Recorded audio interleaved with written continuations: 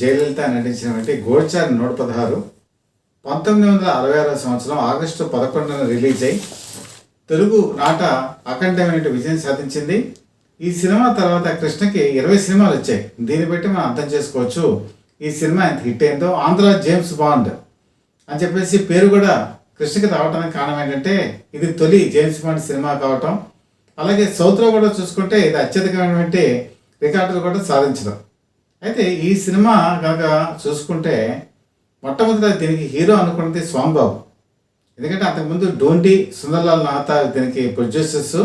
వాళ్ళు వీరాభిమన్యుటువంటి సినిమా తీశారు స్వామి బాబుతో, అది అఖండ విజయం సాధించింది. కాబట్టి ఆ నెక్స్ట్ పిక్చర్ కూడా ఈయన బాగుంటాడు అని చెప్పేసి ఈ సినిమాకి ఎన్నుకున్నారు. కానీ కాలం కొంతమందికి అదృష్టం కలిసి వచ్చేలా చేస్తుంది. ఆ అదృష్టం కృష్ణకు ఉంది కాబట్టి ఈ సినిమాలో హీరో ఆయన అయ్యారు. ఇందులో జయలలిత హీరోయిన్ అని చెప్పి మొట్టమొదటి సెలెక్ట్ చేసుకున్నప్పుడు సంజయ్ అడిగారు ప్రొడ్యూసర్ని ఈ సినిమాకి హీరో ఎవరని. వాళ్ళు స్వామిబాబు పేరు చెప్పారు. స్వామిబాబు అంటే సంజయ్కి ఎందుకో ఇష్టం లేదు. కారణం ఏంటంటే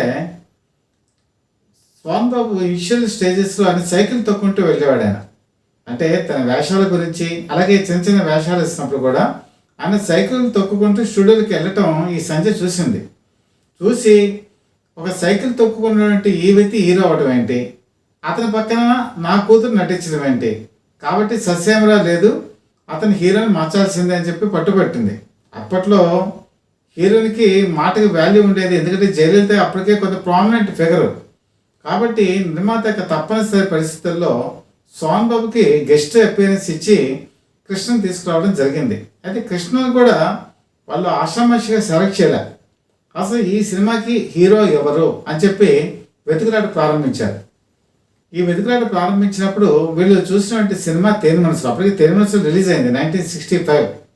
డూటి ఈ సినిమా చూసినప్పుడు ఒక ఇన్సిడెంట్ బాగా అట్రాక్ట్ అయింది. అదేంటంటే ఇందులో కృష్ణ ల్యాంబ్రెటా మీద వెళ్తూ ఉంటారు. ఒక చేజింగ్ సన్నివేశం ఉంటుంది.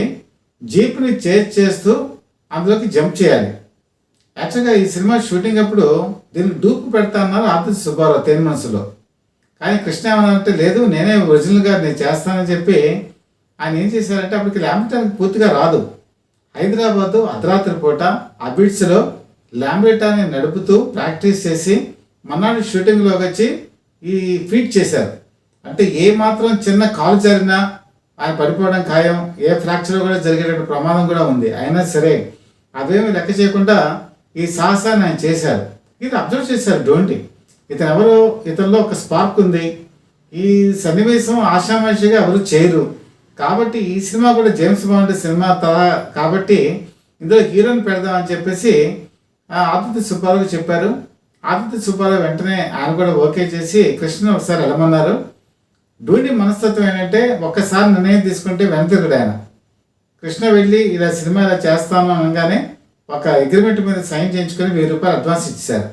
ఆ విధంగా కృష్ణ గోడ్చారి 116 తరహాలో ఈ సినిమాలోకి రావడం జరిగింది. అయితే దీనికి దర్శకుడు ఎం మల్లికార్జునరావు సీనియర్ రంజని అని చెప్పేసి ఆవిడ నటుడు బాగా ఏడిపిస్తున్నారు, కన్నీళ్ళు పెట్టేలా చేస్తుంది. వాళ్ళ అబ్బాయి గుంటూరులో ఆయన చదువుకున్నారు.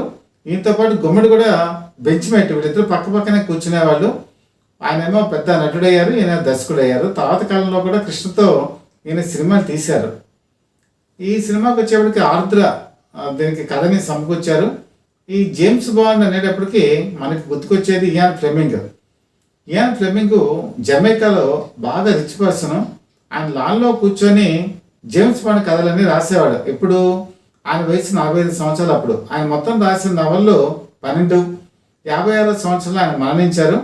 అలాగే ఇందులో ఫస్ట్ రాసింది జేమ్స్ బాండ్ నవల ఏంటంటే గోల్డెన్ ఐ. కానీ సినిమాగా వచ్చింది మాత్రం డాక్టర్ నో. ఇది 1962 సంవత్సరంలో రిలీజ్ అయింది ప్రపంచవ్యాప్తంగా. ఇప్పటికీ కనుక చూసుకుంటే 2025కి 63 సంవత్సరాలు అయింది జేమ్స్ బాండ్కి ఉన్న వయసు.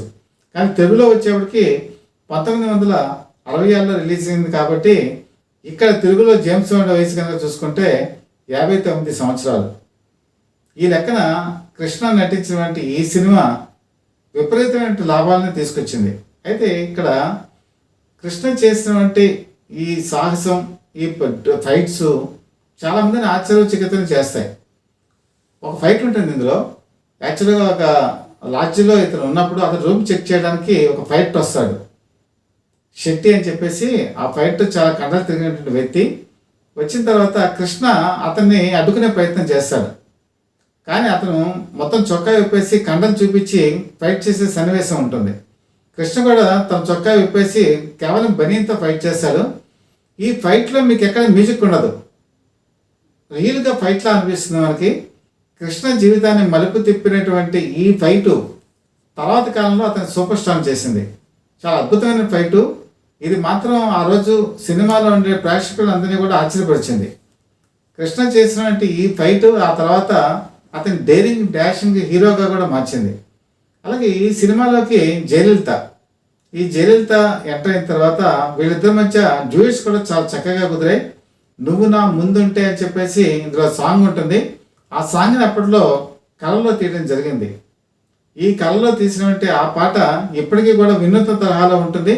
అలాగే కృష్ణని ఇంట్రడ్యూస్ చేసినటువంటి సాంగ్ డీరి డీరి డీరి డీరి డి అని చెప్పేసి ఆ సాంగ్ కూడా చాలా అట్రాక్టివ్గా ఉంటుంది. ఈ పాటలో నటించింది నిర్మల. వెన్నిరాడే అని చెప్పి ఈ సినిమాలో నటించిన ఆవిడ తర్వాత కాలంలో వెన్నిరాడే నిర్మలగా బాగా ప్రఖ్యాతి పొందింది. వెన్నిరాడే సినిమాలోనే జయలలిత ఈ నిర్మల ఇద్దరు కలిసి నటించారు. అప్పటికి కృష్ణ పెద్ద పేరు ప్రఖ్యాతి లేకపోయినా జయలలితకైతే మంచి పేరు సంపాదించింది. ఈ సినిమా కథ ఆరుద్ర చెప్పినప్పుడు అసిస్టెంట్ డైరెక్టర్ వీర రామచంద్రరావు దాన్ని డెవలప్ చేశారు. ఆ తర్వాత వీర రామచంద్రరావు కృష్ణకి అత్యంత ఇష్టమైన దర్శకుడిగా మారారు. వీళ్ళిద్దరూ కలిసి ఎన్నో విజయవంతమైన సినిమాలు కూడా తీయడం జరిగింది. అందులో ముఖ్యంగా దేవుడు చేసిన మనుషులు చేసుకుంటే కమర్షియల్గా బ్లాస్ట్ హిట్. అలాగే ఇందులో సంగీత దర్శకుడు టి చాపితరావు అద్భుతమైనటువంటి సంగీతాన్ని ఈ సినిమాకి సమకూర్చడం కూడా జరిగింది. ఇందులో మనం అనుకున్నాం సోన్ బాబు పాత్ర కేవలం ఒక 15 నిమిషాలు ఉంటుంది. గూఢచారి 303 అని చెప్పేసి పేరుతో ఈయన విదేశీయులటువంటి పన్నాగాలు అన్నిటిని కూడా క్యాప్చర్ చేస్తారు. అవన్నీ డాక్యుమెంట్స్ అన్ని ఎవిడెన్స్ అన్ని కూడా గ్యాదర్ చేస్తారు. కానీ ఒక టైంలో ఒక లేడీ విలన్ ఇతన్ని హతమారుస్తుంది. అది కూడా ఎలాగంటే కారు ఆగిపోతే ఒకసారి చూడమని అనటంతో టార్చ్ లైట్ ఏమని చెప్పి అడుగుతాడు సోన్ బాబు. టార్చ్ లైట్ వేయంగానే కత్తి బయటకు వస్తుంది, దాంతో పొడి చేస్తుంది. ఒక్కసారి సినిమా థియేటర్లో సమరమాధ్యమాలు అంటే అప్పటికి సోషల్ మూవీస్లో ఇలాంటి తరహా సినిమాలు రాలా. అంటే ఎప్పుడు కథా చిత్రాలు, అన్నా చెల్లెల మధ్య సెంటిమెంటు, భార్య మధ్య మంచి గొడవలు, ఇవే సోషల్ ఎలిమెంట్స్గా ఆ రోజు సినిమాల్లో వచ్చేవి. కానీ గూఢచారి 116 వచ్చేవాడికి తెలియనటువంటి ట్విస్టులు, ఫైట్స్, కృష్ణ చేసేటువంటి సాహసాలు ఆ రోజు ప్రేక్షకుల్ని చాలా ఆశ్చర్యవంతం చేసింది. అంతవరకు ఏ క్లాస్ సెంటర్ కనుక చూసుకుంటే అఖిల నాగేశ్వరరావు, బి క్లాస్, సి క్లాస్లో కూడా వాళ్ళదే డామినేషన్. కానీ గూఢచారి 116 రిలీజ్ అయిన తర్వాత బీసీ సెంటర్స్లో కూడా కృష్ణ పట్టు సాధించారు. ఆ తర్వాత కాలంలో ఆయన క్రైమ్ సినిమాలు అనేకం తీశారు. ఆ క్రైమ్ సినిమాలు కూడా అద్భుతంగా రాణించాయి. అంటే అప్పట్లో జానపదాలకి కాంతారావు, సోషల్ మూవీస్కి అక్కినేని నాగేశ్వరరావు, పౌరాణికాలకి ఎన్టీ రామారావు ఈ పేరు పోసిన వాళ్ళ జోనర్ ఒకటి ఉండేది. కానీ కృష్ణ ఈ సినిమాలో నటించిన తర్వాత ఆయనకి ఒక ప్రత్యేకమైన జోనర్ వచ్చేసింది. క్రైమ్ చిత్రాలు, అలాగే కౌబాయ్ చిత్రాలు, జేమ్స్ బాండ్ సినిమాలు ఇవన్నీ కూడా ఆయన సొంతం చేసుకోవడంతో దాదాపు 360 సినిమాలు ఆయన కెరీర్లో నటించారు. దానికి తొలి పునాది వేసింది కూడా ఈ గూఢచారి 116. అయితే ఒక అరుదైనటువంటి సంఘటన కూడా జరిగింది. ఈ సినిమా నిర్మాణంలో ఉండగానే ఆయనకి లేత కన్నె మనసు అనేటువంటి సినిమాలో కూడా ఆయన నటిస్తున్నారు ఆదిత్య సుబ్బారావు డైరెక్షన్లో. అందులో చాలా అమాయకుడైనటువంటి క్యారెక్టర్. ఇక్కడికి వచ్చేప్పటికీ బాగా గడసరి, సొగసరి, ధీరోదత్తమైనటువంటి నాయకుడు. ఈ షూటింగ్లో పాల్గొన్నప్పుడేమో ధీరోదత్తంగా ఉండాలి, సేమ్ టైం కన్నె మనసు సినిమాకి వెళ్ళినప్పుడేమో అమాయకుడిలా ఉండాలి. అంటే మీరు విచిత్రం చూడండి, ఈయన 2-3 సినిమాల్ని ఒకేసారి పూర్తిగా ఇచ్చారు. పొద్దున పూటేమో కన్నె మనసులు, మధ్యాహ్నం నుంచేమో గూఢచారి 116. ఈ విధంగా చేపట్టేనేమో కృష్ణ తర్వాత కాలంలో సంవత్సరానికి 12 సినిమాలు, 18 సినిమాలు, 22 సినిమాలు కూడా చేయగలిగారు. అయితే ఇందులో ఒకసారి అమాయకంగా నటించేవాళ్ళు, అక్కడికి వెళ్తేనేమో కన్ని మనసులో ధీరోదత్తంగా నటిస్తే, అంటే ఒకేసారి చేయటం వల్ల ఆ ప్రాబ్లం ఆయనకి ఫస్ట్లో వచ్చింది. తర్వాత నెమ్మదిగా కూడా సర్దుకొని ఆయన ఆ సినిమాని పూర్తిగా గావించడం కూడా జరిగింది. ఈ సినిమాలో మనం కనుక చూసుకుంటే చాలా అపూర్వమైనటువంటి సంఘటనలు చోటు చేసుకుంటాయి. ప్యానిక్ ఇన్ బ్యాంకాక్ అని చెప్పేసి ఆ కథ సినిమా ఆంగ్లంలో వచ్చింది హాలీవుడ్ స్థాయిలో. దానికి ఇది మూలాధారం. అంటే ఇండియాకి సంబంధించి అనేక కుట్రలు కుతంత్రాలు విదేశీ వాళ్ళు చేస్తుంటారు. అంటే వాళ్ళకున్న టార్గెట్ ఏంటంటే పెద్ద పెద్ద బ్రిడ్జిల్ని పడగొట్టేయడం, అలాగే డ్యాముల్ని పడగొట్టడం, రైల్వే లైన్స్ని పాడు చేయటం, దేశంలో విధ్వంసకర పరిస్థితిని సృష్టించడం. ఇది ప్రధానమైన జయంగా ఉన్నటువంటి ఈ సమయంలో జేమ్స్ బాండ్ ఎంటర్ అయ్యి వాళ్ళ ఆట కట్టించడం అనేది ఈ సినిమాలో చూపిస్తారు. అలాగే ఆంగ్ల చిత్రాల్లో ఉన్నటువంటి కథా వస్తువుని ఆధారంగా తీసుకున్నారు కాబట్టి అనేక టెక్నిక్స్ కూడా ఈ జేమ్స్ బాండ్ ఉపయోగిస్తూ ఉంటాడు. మరి ఇతనికి మిస్టర్ క్యూ అని చెప్పేసి ఆంగ్లంలో హెల్ప్ చేస్తూ ఉంటాడు. అదే క్యారెక్టర్ని దాదాపుగా తెలుగులో కూడా ప్రవేశపెట్టారు. ఈ క్యారెక్టర్ని చేసింది రేలంగి. రేలంగికేమో 4 పెళ్ళాలు, 20 మంది పిల్లలు. ఆ పిల్లల్లో మెయిన్ చాలామంది వీళ్ళకి హెల్ప్ చేస్తూ ఉంటారు. అందులో గనక మీరు చేసుకుంటే మిమిక్రీ వేణుమాధవ్ కూడా ఇందులో సన్నగా నటిస్తారు. మిమిక్రీ వేణుమాధవ్ కూడా ఈ సినిమాలో నటించడం జరిగిందండి. ఈ నటించడం జరిగినప్పుడు ఆయన రేలంగి ముందు రేలంగిని ఇమిటేట్ చేస్తూ ఉంటాడు, రమణారెడ్డి ముందు రమణారెడ్డిని మిమిక్రీని ఇమిటేట్ చేస్తూ ఉంటాడు. అయితే కొన్ని సీన్స్ నాగయ్య గారి మీద కూడా ఇమిటేట్ చేసేటువంటి సినిమా తీశారు. కాకపోతే సినిమా తీసిన తర్వాత వాళ్ళకి డౌట్ ఏమొచ్చిందంటే సినిమా నటులు వాళ్ళని కనుక మిమిక్రీ చేస్తే వాళ్ళు ఫీల్ అవుతారు, వాళ్ళని ఏదో జోక్ చేసినట్టు అవుతుందని చెప్పేసి కొన్ని భాగాల్ని కట్ చేయడం జరిగింది. ఈ తర్వాత కాలంలో నేరెళ్ళ వేణుమాధవ్ ఎమ్మెల్సీ కూడా అయ్యారు. ఈ సినిమాలో ఈయన నటన కూడా మనకు అద్భుతంగా కనిపిస్తుంది. అయితే కృష్ణకి హెల్ప్ చేసేటువంటి క్యారెక్టర్లో సహాయకుడిగా రాజ్బాబు, ఈయన పెద్ద కళద్దాలు, కళ్ళు సరిగా కనిపించినటువంటి వ్యక్తిగా కనబడతారు, కానీ చాలా సహాయం చేస్తూ ఉంటాడు. అలాగే రమణారెడ్డి క్యారెక్టర్ కనుక చూసుకుంటే రమణారెడ్డి కూడా ఈ జేమ్స్ బాండ్కి సలహాలు ఇచ్చి సూచనలు ఇచ్చి కాపాడే దృశ్యాల్లో కూడా రమణారెడ్డి అద్భుతంగా నటించడం జరిగింది. ఈ సినిమాలో ఒక డైలాగ్ ఉంటుంది, ముక్కామ్మ చెప్పింది. ఇప్పటికీ కూడా ఆ డైలాగ్ మనకు గుర్తు చేసుకుంటే ఎంత అద్భుతంగా ఉంది కదా అనిపిస్తుంది. ఏంటంటే నిజం గడ్డి లాంటిది, అది పీకిన కొద్దీ ములుస్తూనే ఉంటుందని చెప్పి. చాలా అద్భుతమైన వాక్యం. నిజాన్ని ఎవరు కూడా కప్పిపుచ్చలేదు. అలాగే ఈ సినిమాలో కనుక చూసుకుంటే జయలలిత ఒక షెడ్యూల్ అంతా కూడా ఊటీలో జరిగింది. ఊటీలో పాటలను కూడా చిత్రీకరించారు.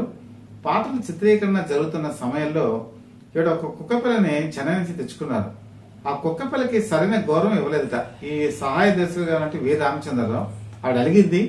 అలాగే ఏం చేసిందంటే మద్రాసు వెళ్ళిపోయింది. ఇక్కడేమో షూటింగ్ ఆగిపోయింది. ఆగిపోతే ఏం చేయాలి, మరి ఈ సినిమా ఆగిపోతుందా మధ్యలోనే అనేటువంటి పరిస్థితి వచ్చేప్పటికి సుందర్లాల్ మెహతా చెన్నై వెళ్ళారు. వెళ్ళి జయలలిత వాళ్ళ అమ్మగారైనటువంటి సంజ వీళ్ళని కలిశారు. ఏం మాట్లాడారో తెలియదు, కానీ ఆవిడ ఒక కండిషన్ పెట్టింది, నేను 5 కాల్ షీట్లు ఇస్తాను, 5 కాల్ షీట్లు ఇచ్చి నేను చేస్తానంటే వీళ్ళు 7 కాల్ షీట్లు అడిగారు. అయినా సరే ఒప్పుకోవాలా. సరే 5 కాల్ షీట్లని మేము వర్క్ చేసుకుంటాం రమ్మని చెప్పి పిలిచారు. సుందరలాల్ మెహతా చేసిన పని ఇందులో ఇంకో నిర్మాత అయినటువంటి డోండికి నచ్చలా. ఎలాగైనా సరే ఇలాంటి అహంకారం గర్వం మనం సహించకూడదని చెప్పి ఆయన భావించారేమో తెలియదు, కానీ ఆయన మొత్తం అంతా కూడా సన్నివేశాలు ఏమన్నాయని చెప్పి స్క్రిప్ట్ తీసుకున్నారు. తీసుకొని అందులో ఆవిడని పిలిపించి మొత్తం కూడా క్లోజప్ షాట్స్ అన్ని తీసేశారు. తీసి తర్వాత కృష్ణతో ఉన్నటువంటి కాంబినేషన్ సన్నివేశాలు కూడా తీశారు. ముక్కామలతో ఉన్న సన్నివేశాలు కూడా తీసేశారు. ఇది మొత్తం కూడా 3 రోజుల్లో పూర్తి అయిపోయింది. 3 రోజులు పూర్తి అయిపోయిన తర్వాత ఆవిడ మళ్ళీ కబురు పంపించారు, నేను అర్జెంట్ పని ఉంది, నేను వెళ్ళిపోతున్నాను, మళ్ళీ తర్వాత వస్తానని. ఏం పర్వాలేదమ్మా, మీరు ఇంకా రానవసరం లేదని చెప్పారు డోండి. అదేంటి ఇంకా నా కాల్ షీట్లు ఉన్నాయి కదా అంటే, లేదు మేము పూర్తి చేసేసాం, ఇంకా మీ అవసరం మాకు లేదని చెప్పి పంపిస్తారు. మీరు ఈ సినిమాలో కనుక చూసుకుంటే సినిమా మొత్తం మీద క్లోజప్ షాట్స్, కృష్ణతో దగ్గరలో ఉన్నటువంటి సన్నివేశాలు మాత్రమే జయలలిత నటించింది. మిగతా సన్నివేశాలు అంటే లాంగ్ షాట్స్, అలాగే వెనకాల ఉండే సన్నివేశాలు అన్ని కూడా డూపును పెట్టి తీశారు. ఈ సినిమా చూసిన వాళ్ళు జాగ్రత్తగా అబ్జర్వ్ కనుక చేస్తే ఆవిడ జయలలిత కాదు, డూప్ మాత్రమే. ఆ విధంగా డోండి ఆ సినిమాని ఆవిడని పక్కకి వెళ్ళిపోయినా కూడా భయపడకుండా జాగ్రత్తగా నేర్పడటంతో ఈ సమస్యని అధిగమించడం జరిగింది. ఒక విధంగా తర్వాత కాలంలో ఈ సినిమాని ఫజ్ అనేటువంటి పేరుతో జితేంద్రతో తీశారు. జితేంద్రతో తీసినటువంటి ఈ సినిమా అప్పుడు కూడా జయలలిత కబురు పంపించారు, నేను హిందీ సినిమాలో కూడా యాక్ట్ చేస్తాను. కానీ డొండికి ఆయన గుర్తుంది కదా ఈవిడ చేసినటువంటి పని. ఆయన ఏం చేశారంటే వద్దమ్మా, కానీ ఈ అవసరం మాకు లేదు, మేము వేరే హీరోని మేము పెట్టుకున్నామని చెప్పి సున్నితంగా తిరస్కరించడం జరిగింది. దాంతో డోండి తర్వాత కాలంలో తను తీసినటువంటి ఏ సినిమాలో కూడా జయలలితని బుక్ చేయలా. కృష్ణ కూడా ఇది ఒక రకంగా ఇబ్బందికరంగా పరిణమించింది. జయలలిత తన ఫస్ట్ చేసినటువంటి సినిమాలోనే ఇన్ని ఇబ్బందులు చేయడంతో ఆయన తన సినిమాల్లో ఎక్కువగా జయలలితని తర్వాత కాలంలో రికమెండ్ చేయలే. ఒకే ఒక సినిమాలో మళ్ళీ వాళ్ళు కలిసి నటించింది ఏంటంటే నిలువు దోపిడి.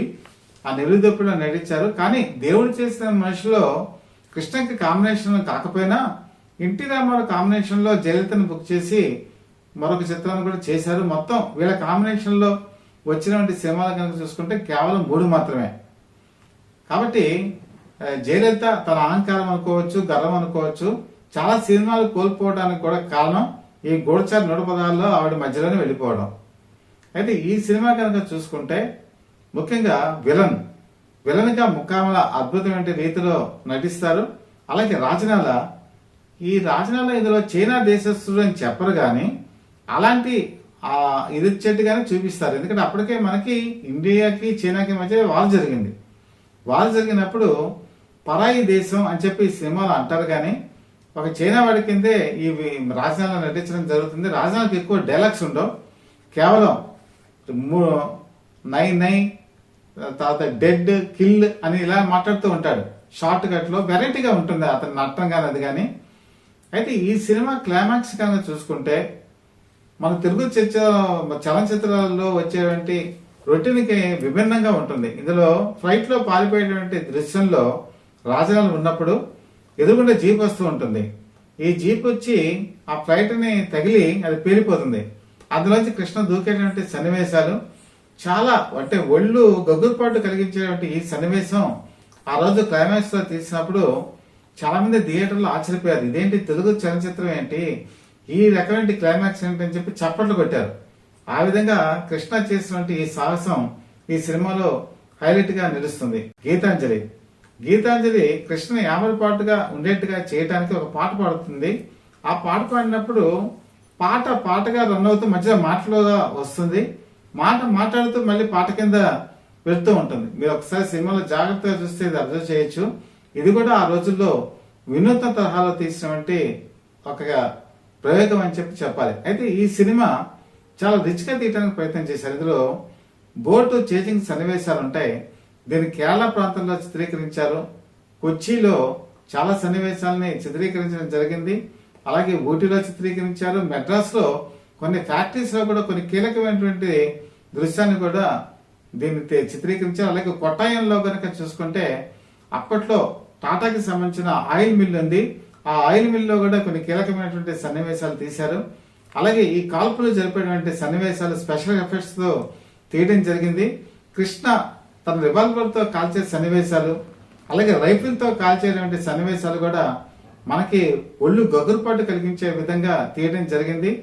ఈ విధంగా కృష్ణ తెలుగు చలనచిత్ర పరిశ్రమలో ఒక నూతన వరుడికి ఆయన బీజం వేశారు. ఈ సినిమా కూడా అద్భుత విజయం సాధించింది. ఇందులో ఏంటంటే ముక్కామలకి అసిస్టెంట్ గా ఒక అతను పైల్వాన్ నటిస్తాడు. ఆయన నెల్లూరు కాంతారావు. ఆ నెల్లూరు కాంతారావు చేత నిజం చెప్పించేటువంటి కొన్ని దృశ్యాలు ఉంటాయి.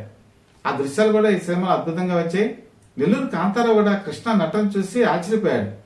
తను తీసినటువంటి అసాధ్యమైన సినిమాలో కూడా హీరోకి కృష్ణను ఎంపిక చేయడం జరిగింది. అందులో అసిస్టెంట్ డైరెక్టర్ గా పనిచేసినటువంటి వి రామచంద్రరావే ఈ అసాధ్యుడి సినిమా కూడా ఆయన డైరెక్ట్ చేసి కృష్ణ విజయ పదాన్ని నిలిపించారు. నెల్లూరు కాంతారావు ఈ పహిల్వాన్కి యాక్చువల్ గా మనం కనుక చూసుకుంటే నెల్లూరులో కనకమహల్ అని చెప్పి ఒక థియేటర్లో ఉంది. కృష్ణ సినిమాలన్నీ కూడా కనకమహల్లోనే ఎక్కువగా ప్రదర్శితం అవుతుండే. అంటే నెల్లూరు కాంతారావుకి కృష్ణ మీద అంత అభిమానానికి రావటం కూడా ఈ గూఢచారి 116. ఈ విధంగా ముక్కామల ఫైట్ సన్నివేశాలు, అలాగే ఇందులో రాజీనామా చేసేటువంటి ఒక విలనిజం ఆ రోజు ప్రేక్షకుల్ని కట్టిపడేసింది. ఓవరాల్ గా ఈ సినిమా ఆ రోజు అపూర్వ విజయం సాధించడంలో కృష్ణ పాత్ర ఎంతైనా ఉందని చెప్పి చెప్పక తప్పదు. అదే జితేంద్ర కూడా అంతవరకు కుటుంబ కథా చిత్రాల్లో నటించేవాడు. ఎప్పుడైతే ఇది పచ్చి పేరు మీద హిందీలో తీశారో హిందీలో ఇది 75 వారాలు ఆడింది. ఇంత గొప్పగా విజయం సాధించిందని అతను కూడా ఊహించుండడు. తర్వాత కాలంలో కృష్ణ నటించినటువంటి ఏ సినిమా అయినా సరే హిందీలో కనుక పునర్నిర్మితం అయితే సుందరనాథ డోండి ఈ సినిమాకి నిర్మాతలు వాళ్ళు దాదాపుగా జితేంద్రతోనే తీసేవాళ్ళు. ఆ విధంగా కృష్ణ జితేంద్ర మధ్య అనుబంధం అలా పెనవేసుకుపోయింది. సింహాసన్ సినిమా వరకు కూడా వాళ్ళ కాంబినేషన్ అలాగే జరిగిందంటలో ఈ గోరుచారు 116 పునాది వేసింది. కాబట్టి ఈరోజు ప్రతి ఒక్కళ్ళు యూట్యూబ్లో ఇది లభ్యమవుతుంది. ఈ సినిమాని ప్రతి ఒక్కరు కూడా చూడదగినటువంటి చిత్రం. కృష్ణ కెరీర్లోనే ఒక గట్టి పునాది వేసి మల్లికార్జునరావు తన విజయవంతమైన ప్రతిభావంతమైన డైరెక్షన్ ని ఈ సినిమాలో చూపించడం కూడా జరిగింది. కాబట్టి కృష్ణ విజయ పరంపర ఈ గోడచారు 116తో స్టార్ట్ అయింది. అలాగే సోన్ బాబు కూడా కృష్ణ కాంబినేషన్ లో వచ్చినటువంటి ఈ కాంబినేషన్ తర్వాత కాలంలో అనేక విజయవంతమైన సినిమాల్లో కూడా ఈ కాంబినేషన్ లో వాళ్ళు చెలరేగిపోయారు. తెలుగు సినిమాకి కృష్ణార్జునులు అంటే ఎన్టీ రామారావు, అక్కినేని నాగేశ్వరరావు 2 కళ్ళు అయితే మరొక కృష్ణార్జునులు ఎవరు అంటే ఈ కృష్ణ సోన్ బాబు అని చెప్పక తప్పదు.